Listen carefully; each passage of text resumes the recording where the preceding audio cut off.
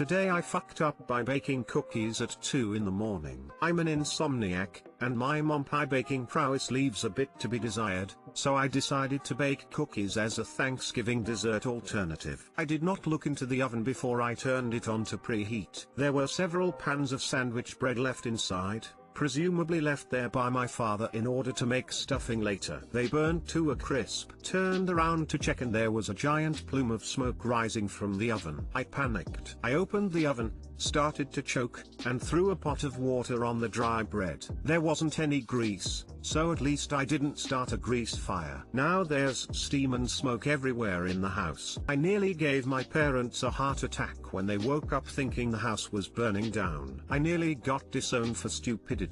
I have possibly ruined Thanksgiving, but I'm thankful that at least it wasn't the turkey. I'm kind of pissed that they were just leaving random piles of sandwich bread in the oven, as I could not be expected to know that we have suddenly started storing food in there when it's off. But I will 100% lose that argument tomorrow. Very glad I didn't kill anyone. Still haven't had a chance to bake the cookies, as my dad decided that we could bake off the water I threw on the bread. I've been left to supervise, which probably isn't the smartest, but I'm doing my best not to earn a Darwin Award. Too long didn't read. I ruined Thanksgiving and nearly burnt the house down.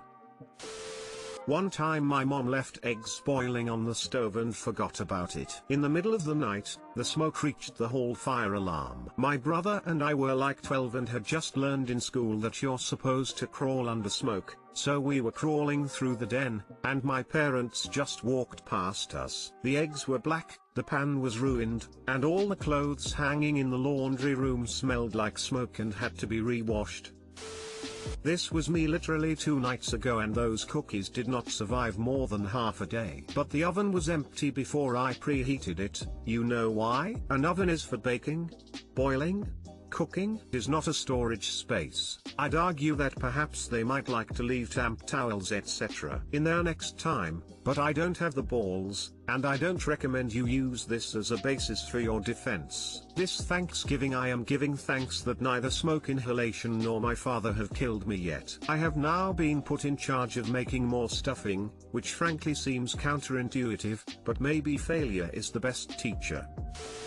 I have a cousin who used to come over every week and make us usually spaghetti dinner. Was a weekly traditional for over 10 years. My dad WAS is a habitual midnight snacker and loves cereal. He had his favorite kinds hidden away because my brother and I shared the same sweet toothish habits. My cousin came over to make her weekly noodles and garlic bread. Per usual. She turns the oven on without checking as well and the 3 boxes ignite inside the appliance. It doesn't last long and no one is hurt except my dad's feeling because his favorite hiding spot has now been disclosed. The cereal he hid were ones we didn't even like too. He learned to check the oven after that, though over the years the dinner has since dispersed.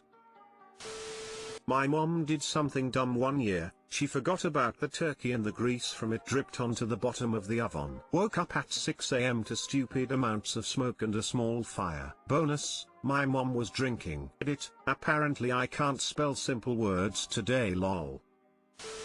Glad you're alive bruh. But you always check your oven before you turn it on. Even if you're not storing food in there, open it up, see if there's heavy gas smell, and even if it's electric it's a good habit to have. Yeah, I will do that in the future. I am also very glad to be alive.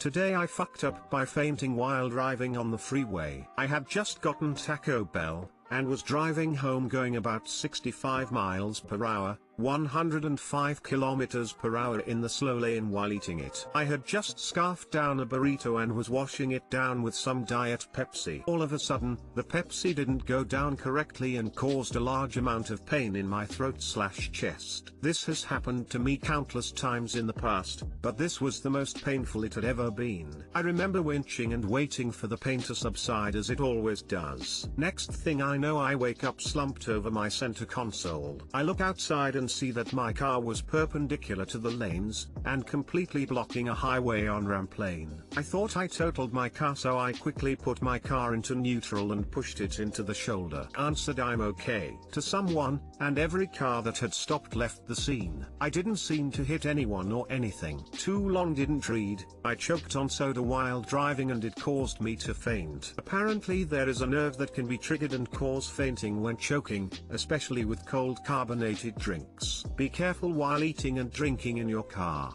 Exclamation mark. Very lucky, when I passed out while driving I totaled car.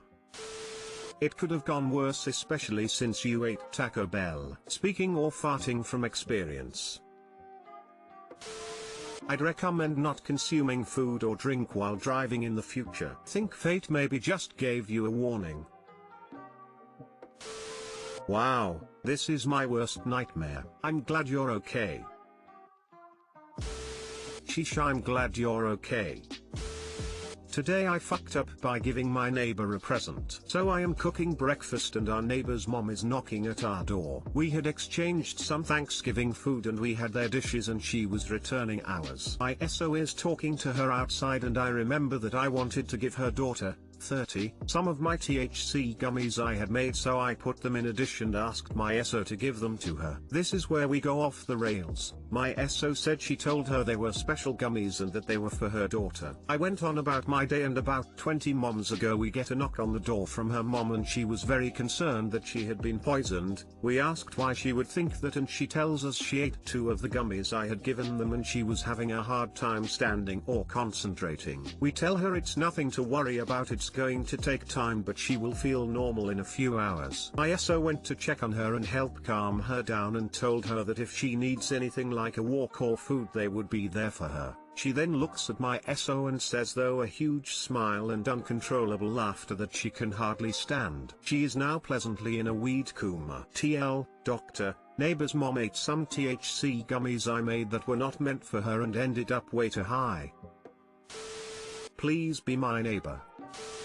Why can't I be so lucky and have a neighbor like you?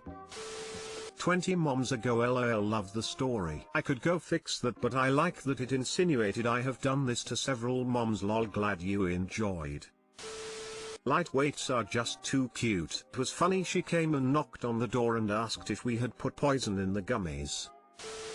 Way to be the awesome neighbor. Lol, I felt so bad. I was just so excited to share my edibles.